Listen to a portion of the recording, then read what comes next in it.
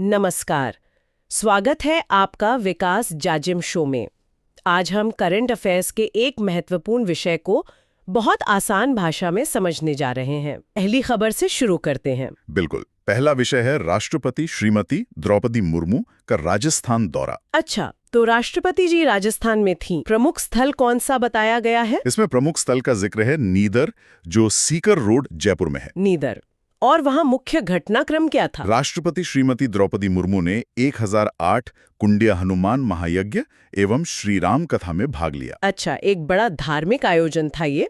और इसके आयोजक कौन थे? जी, ये महायज्ञ जगत गुरु स्वामी रामभद्राचार्य जी महाराज के सानिध्य में आयोजित किया गया। ठीक है, तो ये पहली खबर थी। अब हम अगली खबर पर आते हैं। जी, अगला विषय महिला सशक्तिकरण और राजीविका से जुड़ा है।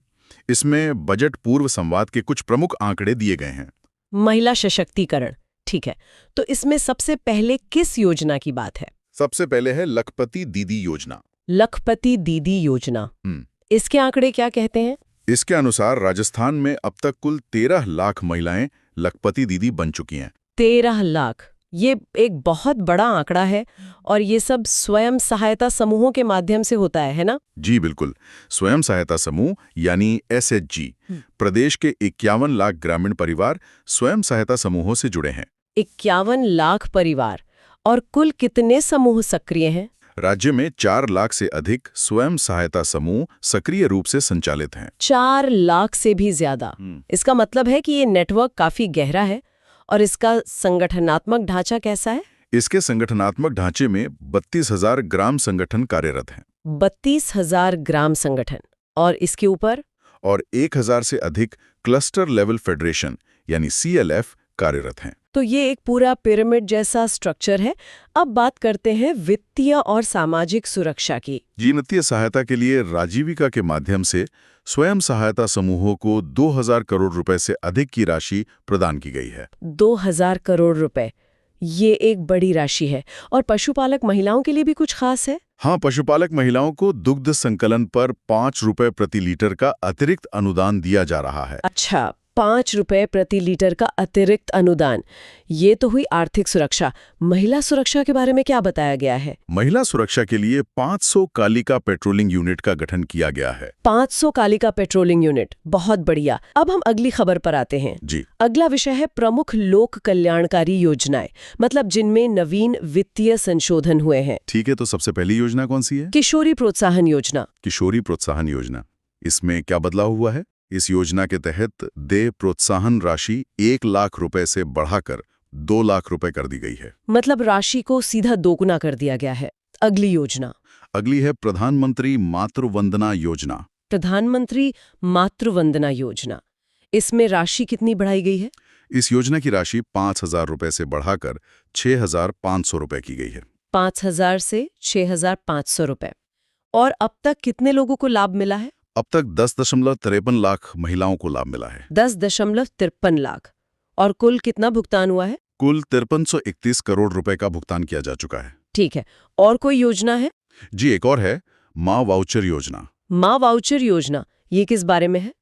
इसमें गर्भवती महिलाओं को निःशुल्क सोनोग्राफी की सुविधा दी जा रही है। निःशुल्क सोनोग्राफी, ये बहुत जरूरी है। कितनी महिलाएं इससे लाभान्वित हुई हैं? अब तक 2.26 लाख महिलाएं लाभान्वित हो चुकी हैं। बहुत अच्छे। और अब आते हैं रोजगार और भर्ती पर। जी, इस पर भी जानकारी है। 12 जनवरी 2026 को युवा दिवस के अवसर पर। हाँ, 1 लाख पदों का भर्ती कैलेंडर जारी किया गया है। 1 लाख पदों का कैलेंडर? हाँ जी। ये युवाओं के लिए एक बड़ी खबर है। अब हम अगली खबर पर आते हैं। जी, अगला विषय है 78वां सेना दिवस, जो 15 जनवरी 2026 को मनाया गया। और इसमें ऑपरेशन सिंदूर एवं शौर्य प्रदर्शन पर फोकस है। ठीक है, तो सबसे पहले इसका ऐतिहासिक संदर्भ क्या है? हम 15 जनवरी को ही क्यों मनाते हैं? क्योंकि 15 जनवरी 1949 को जनरल KM करियप्पा ने भारतीय सेना के पहले भारतीय कमांडर इन चीफ के रूप में कार्यभार संभाला था। सही है। और इसमें ऑपरेशन सिंदूर का जिक्र है, ये क्या है? केंद्रीय रक्षा मंत्री राजनाथ सिंह ने ऑपरेशन सिंदूर को भारतीय सेना की अदम्य शक्ति का प्रतीक बताया। अदम्य शक्ति का प्रतीक। और उन्होंने इस पे क्या कहा? उन्होंने कहा कि आतंकी सोच के पूर्ण अंत तक शांति प्रयास जारी रहेंगे। अच्छा, और इस अवसर पे कोई कार्यक्रम भी हुआ? जी, एक शौर्य संध्या कार्यक्रम हुआ। ये जयपुर के सवाई मानसिंह स्टेडियम में आयोजित किया गया। सवाई मानसिंह स्टेडियम में, और इसमें क्या हुआ? इसमें ऑपरेशन सिंदूर के बाद की सैन्य विजय का जश्न मनाया गया। विजय का जश्न। और इस अवसर पर क्या कुछ सम्मान भी दिए गए? हाँ, मरणोपरांत सम्मान दिए गए। सेना मेडल मतलब गैलेंट्री। किन वीरों को ये सम्मान मिला? उनके नाम क्या हैं? जी, इसमें नाम है सूबेदार मेजर पवन कुमार, हाँ। हवलदार सुनील कुमार सिंह, ठीक है। लांस नायक दिनेश कुमार, हाँ। लांस नायक सुभाष कुमार और लांस नायक प्रदीप कुमार। इन सभी वीरों को नमन। बुलेटिन में एक प्रोजेक्ट नमन का भी जिक्र है। जी बिल्कुल। रक्षा मंत्री द्वारा सुजानगढ़, जो राजस्थान में है, वहाँ 100वें नमन सेंटर का वर्चुअल उद्घाटन किया गया। 100वां नमन सेंटर। जी। ये बहुत अच्छी बात है। जी। अब हम अगली खबर पर आते हैं। जी, अगला विषय है पूर्व सैनिक कल्याण से जुड़ा। इसमें कुछ महत्वपूर्ण प्रशासनिक निर्णय लिए गए हैं।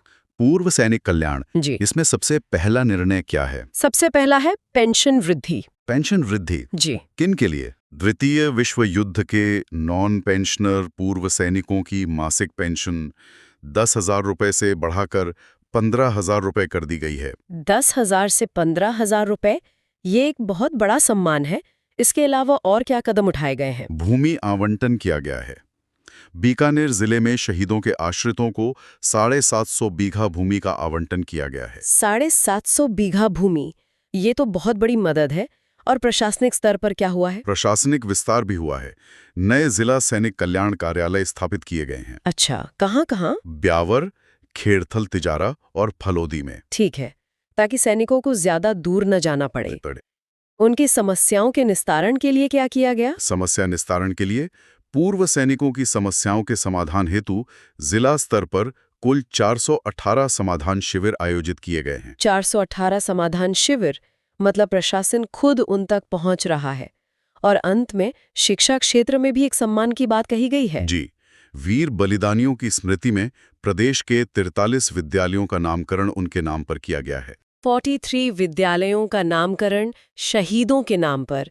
ये आने वाली पीढ़ियों के लिए एक बड़ी प्रेरणा है।